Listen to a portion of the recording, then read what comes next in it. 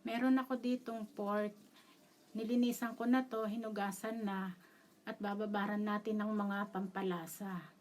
Lagyan natin ng garlic powder,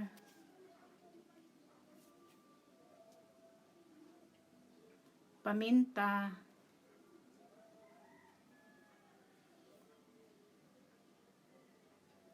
toyo,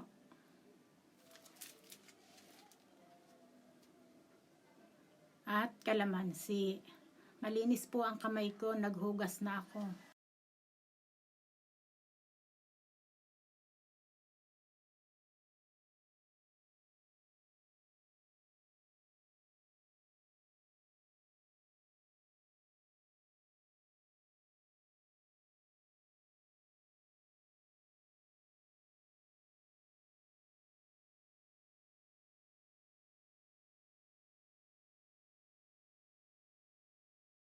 Lagyan ng seasoning at haluin. Ibababad natin ito ng 30 minutes para lumasa ang mga nilagay nating sangkap.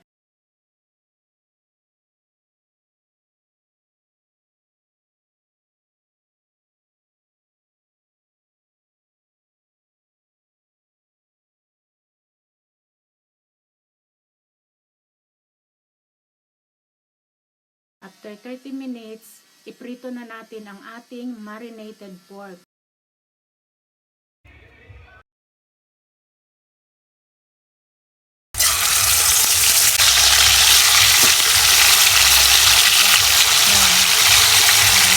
Medyo mahina lang ang apoy natin kasi para hindi naman siya na mabigla masunog kaagad.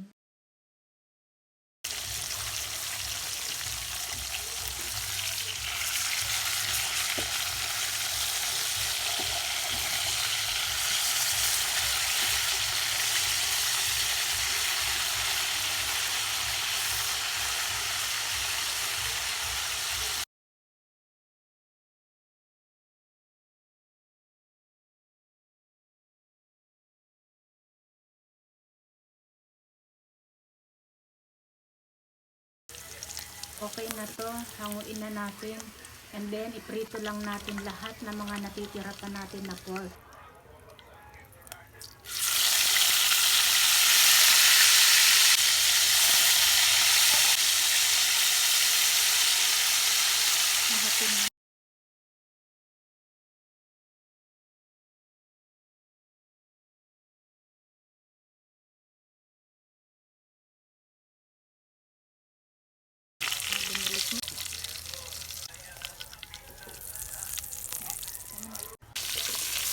Iprito lang natin ng hapto ang ating white and red onion.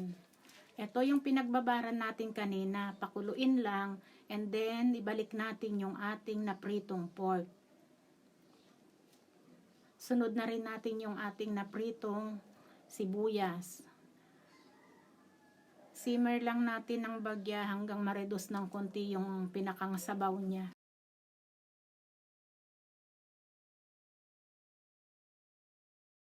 And then that's it, luto na to. Thank you for watching.